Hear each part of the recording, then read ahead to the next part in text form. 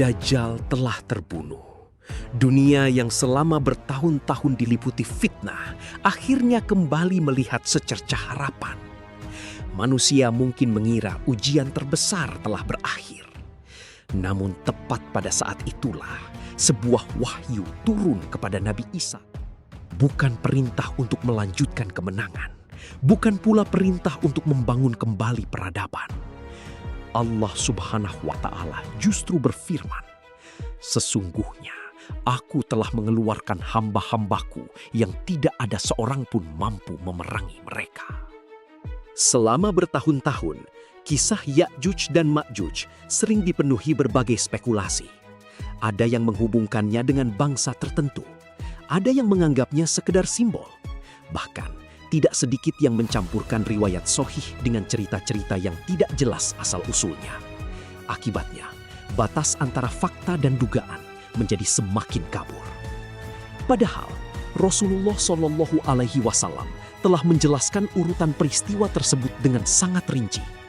Jika kita menyusun ayat-ayat Al-Quran, hadis-hadis sahih, dan penjelasan para ulama secara berurutan, maka terbentuklah sebuah kronologi yang begitu jelas, begitu logis, dan justru jauh lebih menakjubkan daripada berbagai teori yang beredar saat ini.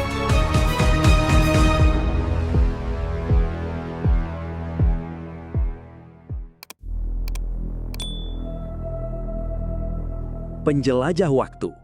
Pada dokumenter sebelumnya, kita telah menelusuri siapa sebenarnya Ya'juj dan Ma'juj, bagaimana Dzulqarnain membangun tembok penghalang, hingga berbagai pendapat mengenai lokasi tembok tersebut.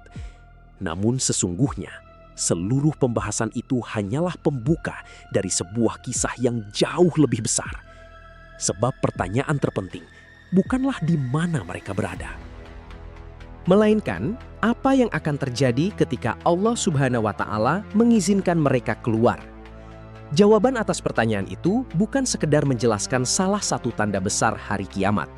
Ia juga menunjukkan batas kemampuan manusia di hadapan ketetapan Allah Subhanahu wa Ta'ala. Sebab ketika hari itu benar-benar tiba, tidak ada kerajaan yang mampu menghentikannya, tidak ada teknologi yang sanggup mengendalikannya, dan tidak ada kekuatan manusia yang dapat mengubah apa yang telah Allah tetapkan. Lalu, dari mana kita mengetahui seluruh kronologi tersebut? Jawabannya terdapat pada dua sumber utama yang menjadi pegangan umat Islam, Al-Quran dan hadis-hadis sahih Rasulullah Shallallahu Alaihi Wasallam. Al-Quran tidak pernah menyebut kapan Ya'juj dan Ma'juj akan keluar. Namun Al-Quran menegaskan satu hal yang tidak menyisakan keraguan sedikitpun, yaitu peristiwa itu pasti akan terjadi. Setelah menceritakan perjalanan Dzulqarnain dan pembangunan tembok penghalang, Allah Subhanahu wa Ta'ala menutup kisah tersebut dengan sebuah penegasan bahwa ketika janjinya telah datang, penghalang itu tidak lagi mampu menjalankan tugasnya. Ini adalah isyarat yang sangat penting. Tembok Dzulqarnain bukanlah pelindung yang kekuatannya berdiri sendiri. Ia tetap berada di bawah kehendak Allah Subhanahu wa Ta'ala. Selama Allah menghendaki, tembok itu akan tetap menjadi penghalang. Namun ketika waktu yang telah ditentukan tiba, tidak ada satupun makhluk yang mampu menunda terjadinya janji tersebut. Kemudian Allah Subhanahu wa Ta'ala kembali menjelaskan dalam surah Al-Anbiya ayat ke-96 hingga ayat ke-97. Ketika Ya'juj dan Ma'juj dibukakan jalannya, mereka akan turun dengan cepat dari setiap tempat yang tinggi. Ayat ini hanya menggambarkan permulaan peristiwa, seolah membuka sebuah pintu menuju rangkaian kejadian yang jauh lebih besar. Bagaimana mereka keluar, bagaimana manusia menghadapinya, hingga bagaimana akhirnya teror itu berakhir, tidak dijelaskan secara rinci dalam ayat tersebut. Mengapa? Karena penjelasan lengkapnya Allah amanahkan kepada Rasulullah Shallallahu Alaihi Wasallam. Dan disinilah salah satu hadis paling penting tentang akhir zaman menjadi kunci untuk memahami seluruh kisah ini. Hadis yang diriwayatkan oleh sahabat An-Nawas bin Sam'an radhiyallahu anhu bukan hanya menjelaskan keluarnya Ya'juj dan Ma'juj, tetapi juga memperlihatkan bagaimana seluruh rangkaian peristiwa itu saling terhubung.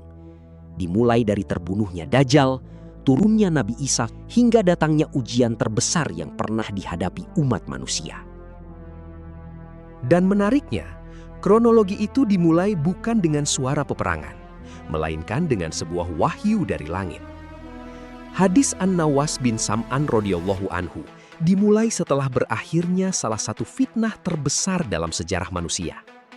Dajjal telah dibunuh oleh Nabi Isa Shallallahu Alaihi Wasallam. Dunia yang sebelumnya dipenuhi kekacauan mulai kembali tenang. Bagi banyak orang, saat itu mungkin terasa sebagai akhir dari seluruh penderitaan. Namun ternyata, ketenangan itu hanyalah jeda yang sangat singkat sebelum ujian berikutnya dimulai. Di tengah suasana tersebut, Allah Subhanahu wa Ta'ala mewahyukan sesuatu kepada Nabi Isa Shallallahu Alaihi Wasallam. Bukan kabar kemenangan, melainkan sebuah peringatan. Allah berfirman, "Sesungguhnya aku telah mengeluarkan hamba-hambaku yang tidak ada seorang pun mampu memerangi mereka. Karena itu, bawalah hamba-hambaku menuju Gunung Thur." Perhatikan kalimat itu baik-baik. Allah tidak mengatakan bahwa mereka sulit dikalahkan. Allah juga tidak mengatakan bahwa mereka memerlukan pasukan yang lebih besar untuk menghadapinya. Justru Allah menegaskan bahwa tidak ada seorang pun yang mampu memerangi mereka ketika waktu yang telah Dia tetapkan benar-benar tiba. Disinilah kita mulai memahami mengapa keluarnya Ya'juj dan Ma'juj termasuk salah satu tanda besar hari kiamat. Seluruh perhitungan manusia berhenti pada satu titik. Kekuatan, strategi, teknologi, bahkan keberanian seorang nabi sekalipun bukanlah jawaban atas fitnah ini. Jawabannya hanya satu, yaitu menaati perintah Allah Subhanahu wa Ta'ala. Al-Quran hanya menyampaikan satu kalimat yang sangat singkat, bahwa ketika Ya'juj dan Ma'juj dibukakan jalannya, mereka turun dari setiap tempat yang tinggi. Kalimat itu terdengar sederhana, tetapi para ulama menjelaskan bahwa di baliknya terdapat perubahan besar yang mengawali babak baru dalam sejarah manusia. Bayangkan sebuah bendungan yang selama berabad-abad menahan arus air dengan tekanan luar biasa. Selama bendungan itu tetap kokoh, kehidupan di sekitarnya berjalan seperti biasa. Namun ketika bendungan itu tidak lagi mampu menahan tekanan tersebut, air tidak keluar sedikit demi sedikit. Ia datang sebagai gelombang yang menyapu apapun di hadapannya. Demikian pula gambaran yang diberikan Al-Quran tentang keluarnya Ya'juj dan Ma'juj. Mereka tidak muncul sebagai kelompok kecil yang bergerak perlahan. Mereka keluar dalam jumlah yang sangat besar hingga Rasulullah Shallallahu Alaihi Wasallam menggambarkan mereka memenuhi berbagai penjuru bumi. Gambaran ini menunjukkan bahwa manusia tidak sedang menghadapi satu pasukan, melainkan sebuah gelombang yang terus bergerak tanpa henti. Dan ternyata, apa yang pertama kali mereka lakukan setelah keluar menjadi salah satu bagian paling menarik dalam hadis tersebut. Dalam hadis sahih riwayat Imam Muslim, Rasulullah Shallallahu Alaihi Wasallam menyebut sebuah tempat yang hingga hari ini masih dikenal dunia, yaitu Danau Tiberias. Danau air tawar yang terletak di kawasan Palestina itu sejak ribuan tahun menjadi sumber kehidupan bagi masyarakat di sekitarnya. Tidak ada sesuatu yang tampak luar biasa ketika mendengar nama danau tersebut, sampai Rasulullah Shallallahu Alaihi Wasallam menjelaskan apa yang akan terjadi ketika Ya'juj dan Ma'juj melewatinya. Beliau bersabda bahwa rombongan pertama Ya'juj dan Ma'juj meminum air danau itu.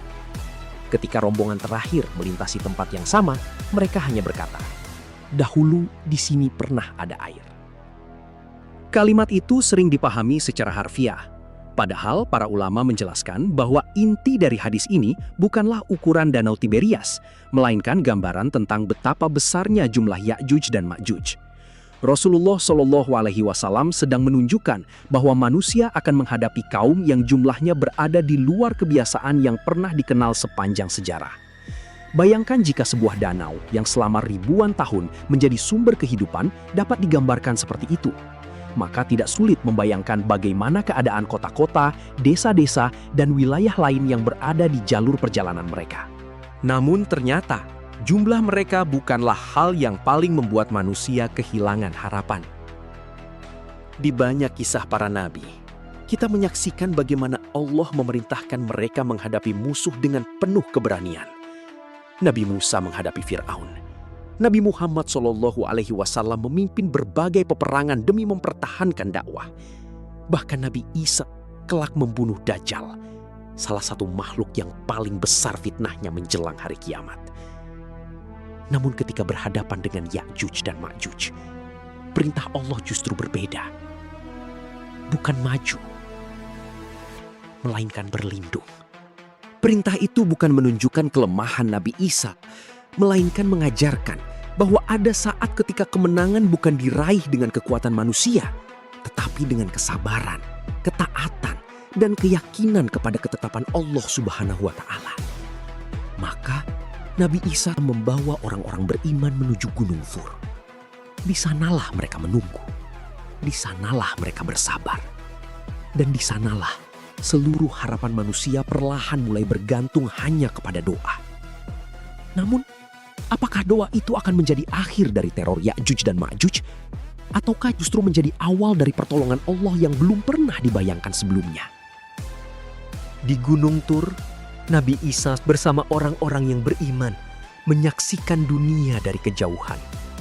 Mereka tidak sedang menyusun strategi peperangan. Mereka juga tidak sedang menunggu bala bantuan. Semua sebab yang selama ini dikenal manusia seolah telah berhenti pada satu titik.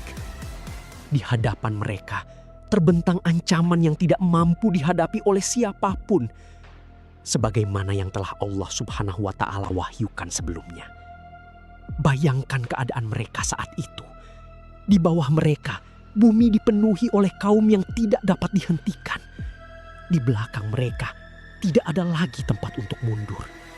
Sementara di hadapan mereka, masa depan tampak begitu gelap. Tidak ada seorang pun yang mengetahui kapan semua ini akan berakhir.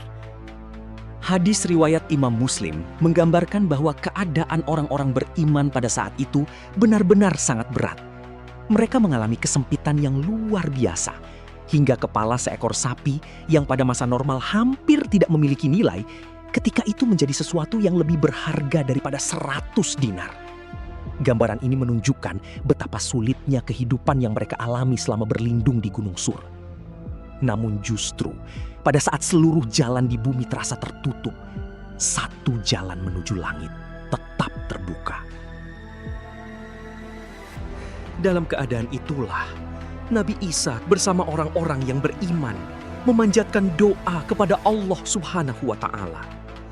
Mereka tidak lagi menggantungkan harapan kepada benteng, pasukan, ataupun kemampuan manusia. Mereka menggantungkan seluruh harapan hanya kepada Rob semesta alam.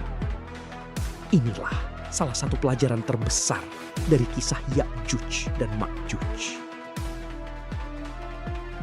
Allah Subhanahu wa Ta'ala memperlihatkan kepada manusia bahwa sebesar apapun kemajuan peradaban, akan selalu ada batas yang tidak mampu mereka lampaui. Ketika seluruh sebab dunia telah habis, seorang mukmin tidak kehilangan harapan. Justru pada saat itulah ia kembali kepada kekuatan yang tidak pernah memiliki batas, yaitu pertolongan Allah Subhanahu wa Ta'ala. Sejarah para nabi berulang kali mengajarkan hal yang sama. Nabi Nuh diselamatkan ketika banjir besar menenggelamkan kaumnya. Nabi Ibrahim diselamatkan ketika api yang menyala menjadi dingin atas izin Allah. Nabi Musa diselamatkan ketika lautan terbelah. Dan kini Nabi Isa bersama orang-orang beriman kembali mengajarkan bahwa pertolongan Allah selalu datang pada waktu yang paling tepat, meskipun manusia belum mampu melihat jalannya. Tetapi bagaimana Allah akan mengabulkan doa tersebut? Bagaimana mungkin kaum yang bahkan tidak mampu diperangi oleh seorang nabi akhirnya dapat dihentikan? Dan mengapa akhir dari fitnah terbesar sepanjang sejarah manusia justru terjadi dengan cara yang sama sekali tidak pernah dibayangkan oleh siapapun? Jawaban itulah yang akan menjadi pembahasan kita pada dokumenter berikutnya.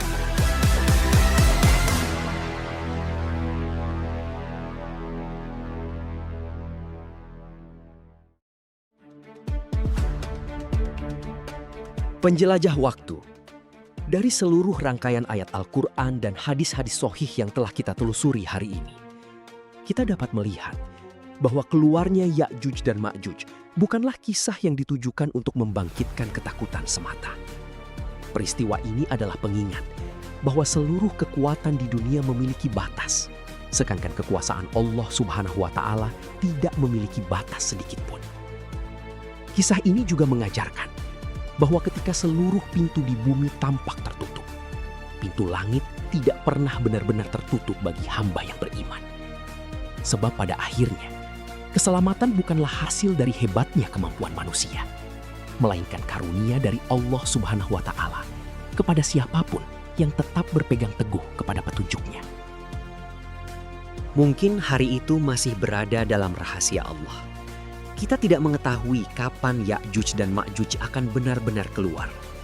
Namun, Rasulullah Shallallahu Alaihi Wasallam mengajarkan tanda-tandanya, bukan agar kita sibuk menebak waktunya, melainkan agar kita mempersiapkan iman sebelum hari itu benar-benar tiba. Jika dokumenter ini menambah wawasan Anda, dukung Nuansa Peradaban dengan menekan tombol like, subscribe, dan aktifkan lonceng notifikasi agar tidak ketinggalan dokumenter berikutnya. Karena pada dokumenter selanjutnya, kita akan membahas satu pertanyaan yang sejak tadi sengaja kita simpan. Bagaimana Allah Subhanahu wa Ta'ala menghancurkan Ya'juj dan Ma'juj, kaum yang bahkan tidak mampu dikalahkan oleh seluruh kekuatan manusia? Percayalah, jawabannya bukan hanya mengejutkan, tetapi juga menjadi salah satu bukti paling agung tentang kekuasaan Allah Subhanahu wa Ta'ala yang disebutkan dalam hadis-hadis sahih. Sampai bertemu pada dokumenter berikutnya. Karena sejarah tidak pernah mati, ia hanya bersembunyi di balik nuansa peradaban.